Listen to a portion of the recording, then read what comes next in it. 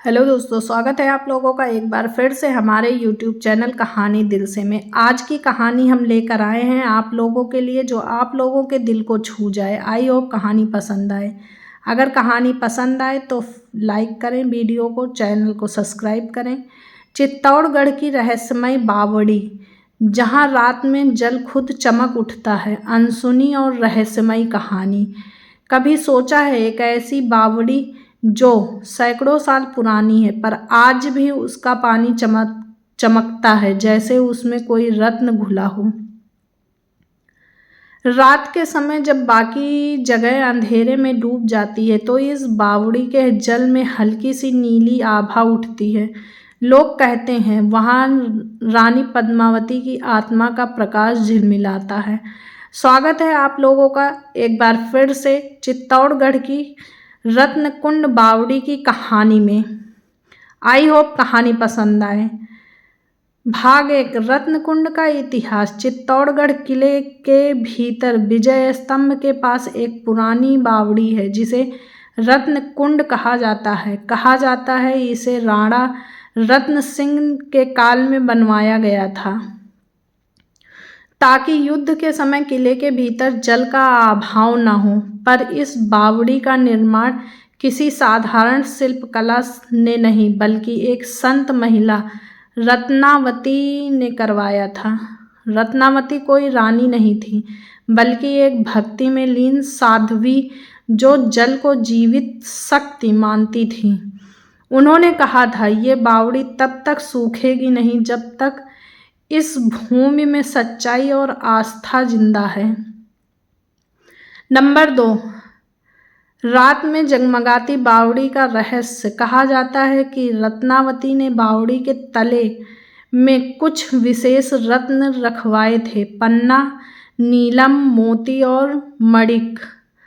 वो सब जल के नीचे ऐसे जमाए गए कि जब चांद की रोशनी सीधे जल पर पड़ती तो पानी में नीला हरापन झिलमिलाने लगता। सदियों बाद भी रात में जब पूर्णिमा होती है तो उस बावड़ी का पानी अब भी हल्का नीला और सुनहरा चमकता है। वैज्ञानिकों का कहना है कि शायद पानी में खनिज है, पर ग्रामीण मानते हैं वो रत्नावती माता की शक्ति है। नंबर 3, युद्ध के समय का चमत्कार। जब अलाउद्दीन खिलजी ने चित्तौड़ को घेरा, किले में पानी की कमी होने लगी। हर कुआं सूख गया, लेकिन रत्नकुंड बावड़ी में पानी पहले जैसा भरा रहा।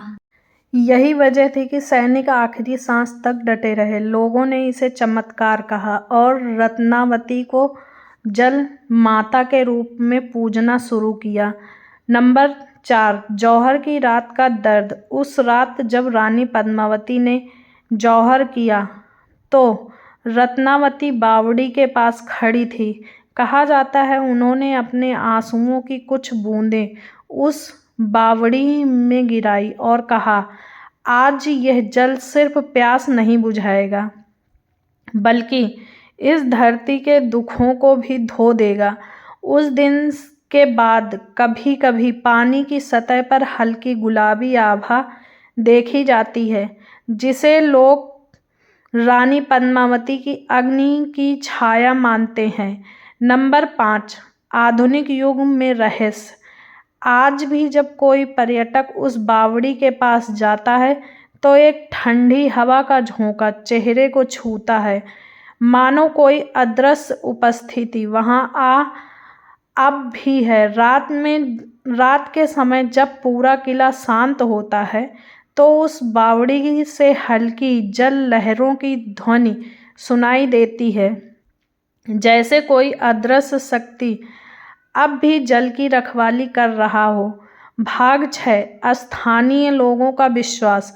स्थानीय लोग कहते हैं अगर कोई सच्चे मन से वहां जल में देखे तो उसे अपनी मनोकामना पूरी होने की झलक मिलती है।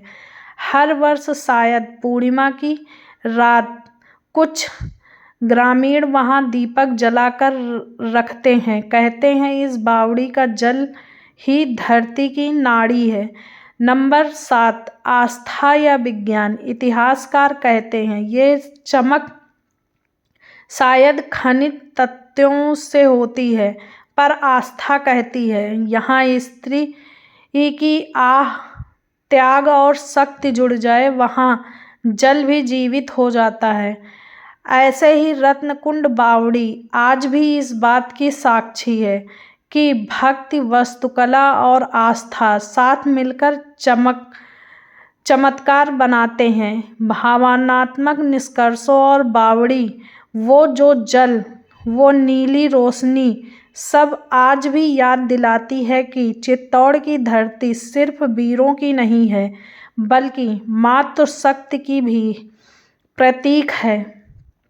रत्नावती माता का आशीर्वाद आज भी वहाँ के जल में बहता है, और जब भी कोई श्रद्धा से झुकता है, जल में एक हल्की सी लहर उठती है, जैसे माँ ने आशीर्वाद दिया हो। अगर आपको चित्तौड़गढ़ की इस बावड़ी की रहस्यमयी कथा अच्छी लगी हो तो वीडियो को लाइक करें। ऐसी ही और कहानी सुनने के लिए हमारे YouTube चैनल @कहानी दिल से को सब्सक्राइब करना ना भूलें, क्योंकि हर कहानी दिल से कही जाती है। मिलते हैं आपसे अगली वीडियो में, तब तक के लिए धन्यवाद।